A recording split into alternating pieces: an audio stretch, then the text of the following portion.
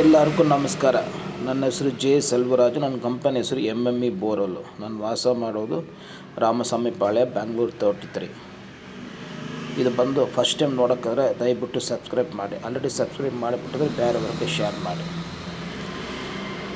ಒಂದು ಬೋರ್ವೆಲ್ ಬಗ್ಗೆ ಡೀಟೇಲ್ಸು ಏನೇನು ಗೊತ್ತಿರಬೇಕು ಅಂತ ನನಗೆ ಗೊತ್ತಿರೋ ಮೆಸೇಜ್ ಹೇಳ್ತಾ ಇದ್ವಿ. ಫಸ್ಟ್ ಬಂದು ಬೋರ್ವೆಲ್ ಯಾವಾಗ ಡ್ರಿಲ್ ಮಾಡಿದರು, ಯಾವ ವರ್ಷ ಡ್ರಿಲ್ ಮಾಡಿದರು, ಆಮೇಲೆ ಎಷ್ಟು ಆಳ ಅವ್ರು ಡ್ರಿಲ್ ಮಾಡಿದ್ದಾರೆ, ಎಲ್ಲೆಲ್ಲಿ ಸೋರ್ಸ್ಗಳು ಬಂದಿದೆ, ಲಾಸ್ಟಾಗಿ ಯಾವ ಕಾರಣಕ್ಕೆ ಅವರು ಬೋರ್ವೆಲ್ಲು ಸ್ಟಾಪ್ ಮಾಡಿದರು. ಒಂದು ಕಸ್ಟಮರ್ ಹೇಳಿರಬೇಕು ಏನಂತ, ನನಗೆ ಅಷ್ಟೇ ಅಮೌಂಟು ಸ್ಟಾಪ್ ಮಾಡಿಂದ.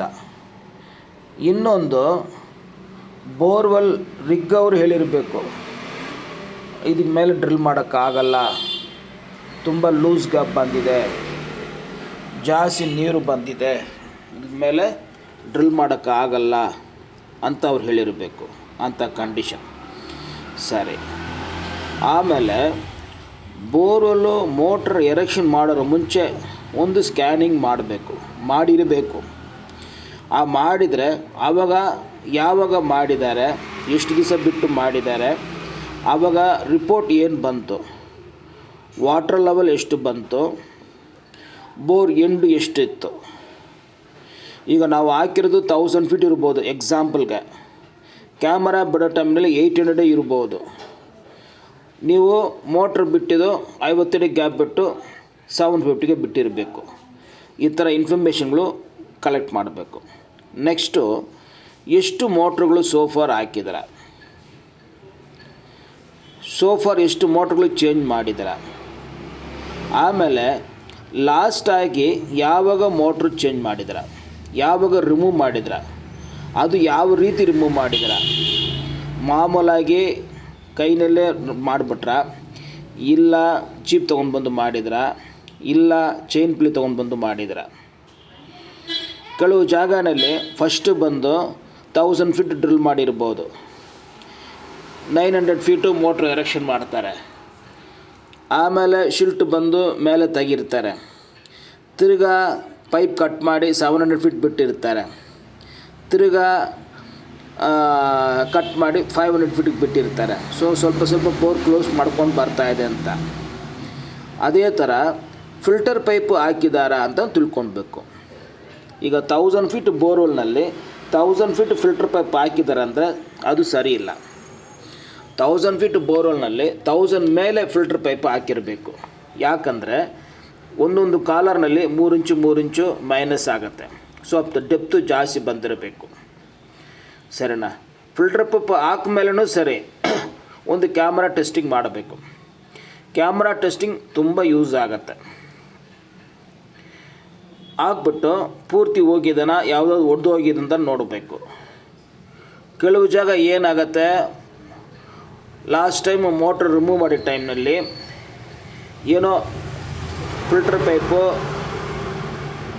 ಏನೋ ಒಡೆದು ಹೋಗಿರ್ಬೋದು, ಅದು ರಿಮೂವ್ ಮಾಡೋಕ್ಕೂ ಸ್ವಲ್ಪ ಕಷ್ಟ ಮಾಡಿ ತೆಗಿರ್ಬೋದು.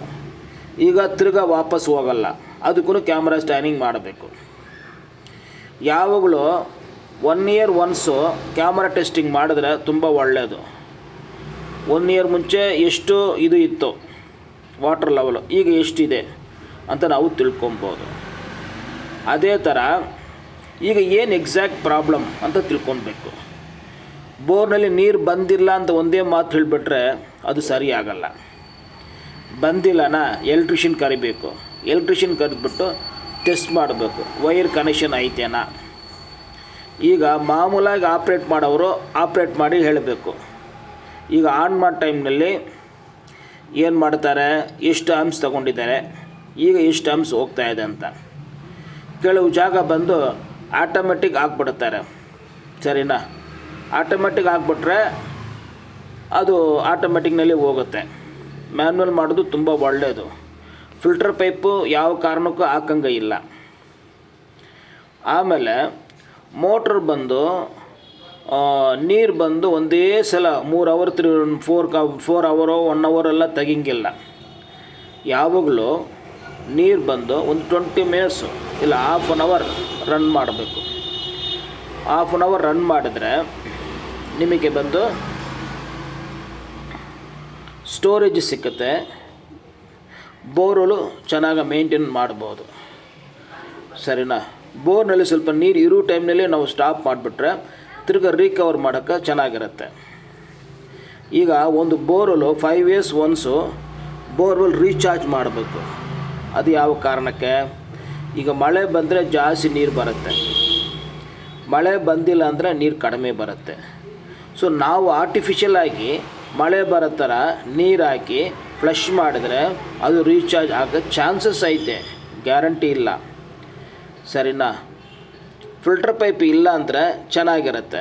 ಈಗ ಫಿಲ್ಟರ್ ಪೈಪ್ ಹಾಕ್ಬಿಟ್ರೆ ಆ ಹೋಲೆಲ್ಲ ಸ್ವಲ್ಪ ಕ್ಲೋಸ್ ಆಗಿಬಿಡುತ್ತೆ. ಮಣ್ಣು ಶಿಲ್ಟೆಲ್ಲ ಬಂದರೆ ಸೈಡ್ನೆಲ್ಲ ಇರೋ ಇದುಗಳು ಕ್ಲೋಸ್ ಆಗಿಬಿಡುತ್ತೆ.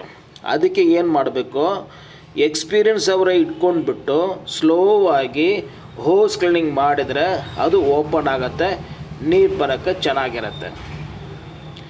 ಅದೇ ಥರ ರ್ಯಾಂಡಮ್ ಆಗಿ ಒನ್ಸ್ ಇನ್ ಮಂತು ಯಾವ ಕಲರ್ ನೀರು ಬರ್ತಾಯಿದೆ, ಹೆಂಗೆ ಫೋರ್ಸ್ ಬರ್ತಾಯಿದೆ, ಕಡಿಮೆ ಆಗಿದೆನಾ ಮಾಮೂಲಾಗಿ ಬಂದಿದ್ದನ್ನು ಯಾರೋ ಒಬ್ಬರು ಸ್ಟಡಿ ಮಾಡಬೇಕು.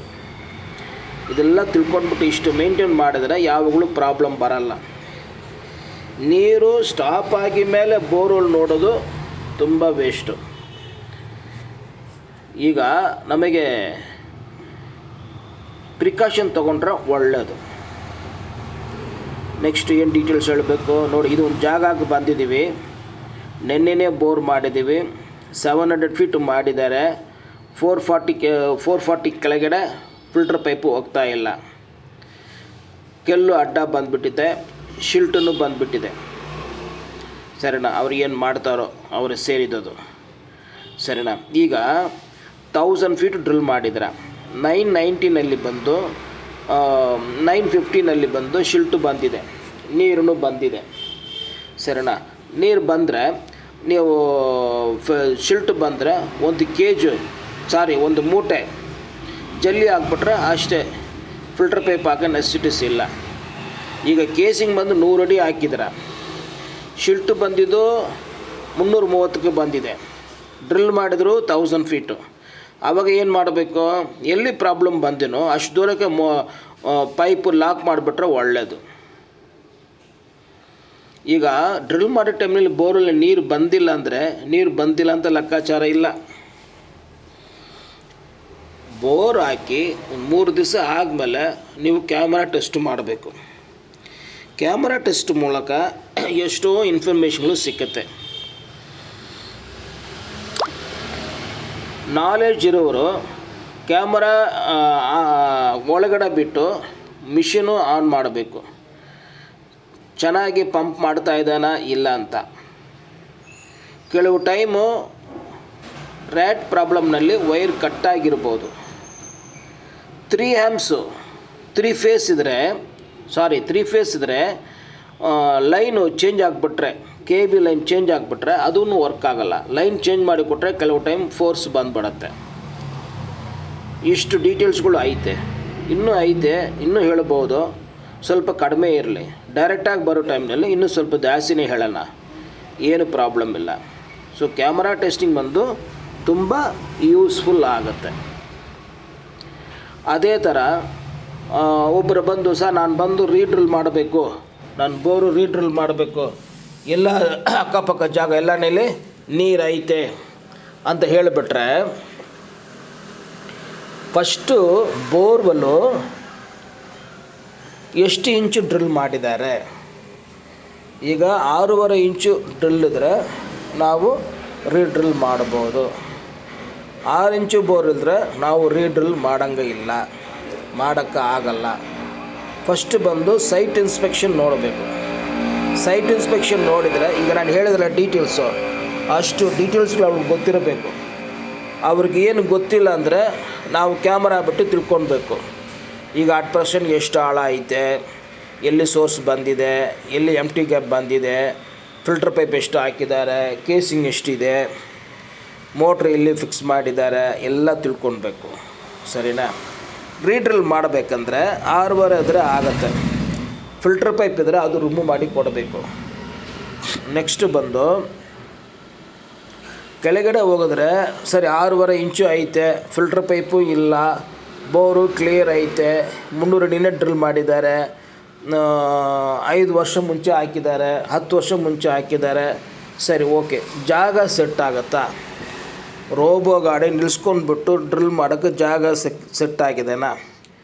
ಇದಕ್ಕೆ ಮುಂಚೆ ಟ್ರೈಪಾಡ್ ಇತ್ತು, ಅದರಲ್ಲಿ ಡ್ರಿಲ್ ಮಾಡ್ತಾ ಇದ್ದಾರೆ. ರೋಬೋ ಹೋಗಲ್ಲ ಜಾಗ, ಟ್ರೈಪಾಡ್ ಹೋಗುತ್ತೆ. ಈಗ ಟ್ರೈಪಾಡು ಯಾವ ಕಡೆ ಇಲ್ಲ. ಬಟ್ ನಮ್ಮ ಕಡೆ 4.5 ಇಂಚು ರಾಡ್ ಕ್ಲೀನಿಂಗ್ಗೆ 700 ಫೀಟ್ ಐತೆ. ಮೋಟ್ರ್ ರಿಮೂವ್ ಮಾಡಿಬಿಟ್ಟು ತಿರ್ಗಾ ಹೋಗಿಲ್ಲ ಅಂದರೆ ಗಿಲ್ಲ ಅಡ್ಡ ಬಂದುಬಿಟ್ರೆ ಅದರಲ್ಲಿ ಮಾಡ್ಬೋದು. ಸೊ ಯಾವ ಕಾರಣಕ್ಕೂ ಸರಿ ಒಂದು ಸೈಟ್ ಇನ್ಸ್ಪೆಕ್ಷನ್ ಮಾಡಬೇಕು, ಸರಿನಾ? ಕೆಳಗಡೆ ಹೋಗೋದ್ರೆ ನೀರು ಬರುತ್ತಂತ ಕನ್ಫರ್ಮ್ನು ಮಾಡ್ಕೊಬೇಕು, ಸರಿನಾ? ಕೆಲವ್ರು ಹೇಳ್ತಾರೆ ಅದೆಲ್ಲ ಬೇಡ ಸರ್, ಡ್ರಿಲ್ ಮಾಡಿದ್ರೆ ಧಾರಾಳವಾಗಿ ಡ್ರಿಲ್ ಮಾಡ್ಬೋದು, ಏನು ಪ್ರಾಬ್ಲಮ್ ಇಲ್ಲ.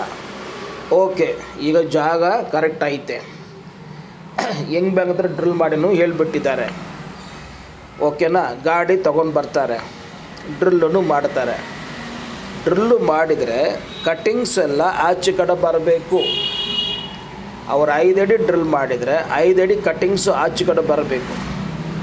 ಬಂದರೆ ಫರ್ದರ್ ಡೆಪ್ತ್ ಕಂಟಿನ್ಯೂಷನ್ ಮಾಡ್ತಾರೆ, ಗೊತ್ತಾಯ್ತಾ?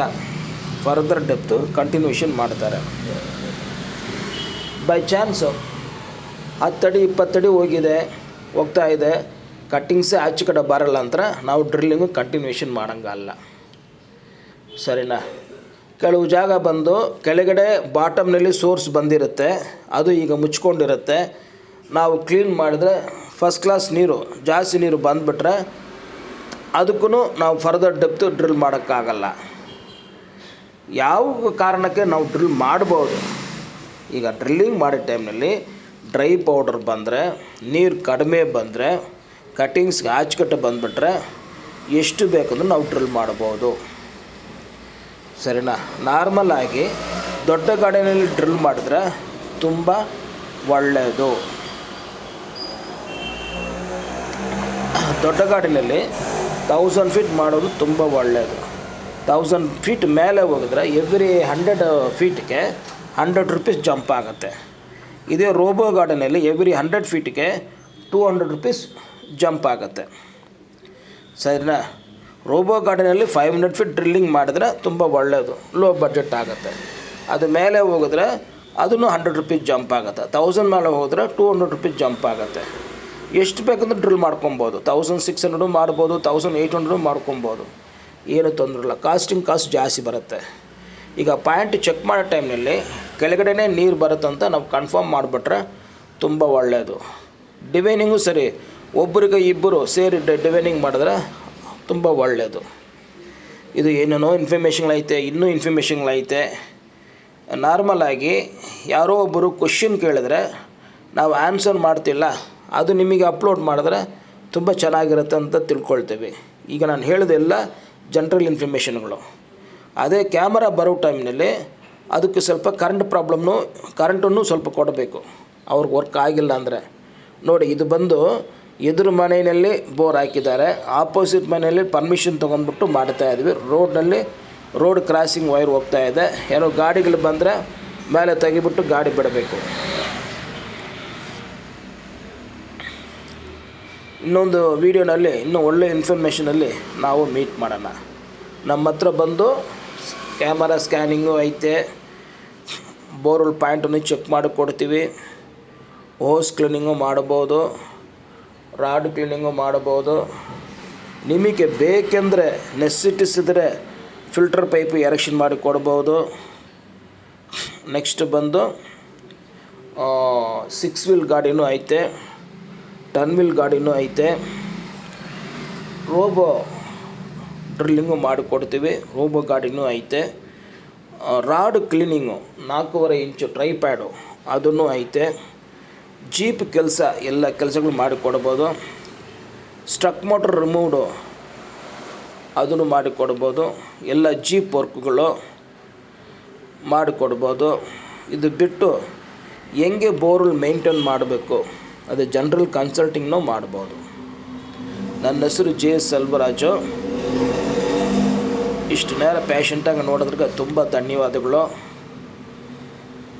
ನಂದು ಮಾತು ಸ್ವಲ್ಪ ಹೆಚ್ಚು ಕಡಿಮೆ ಇರ್ಬೋದು, ಸ್ವಲ್ಪ ಅಡ್ಜಸ್ಟ್ ಮಾಡಿಕೊಳ್ಳಿ. ಇನ್ನೊಂದು ವೀಡಿಯೋದಲ್ಲಿ ಮೀಟ್ ಮಾಡೋಣ. All is well, all is well, all is well, all is well, all is well, all is well.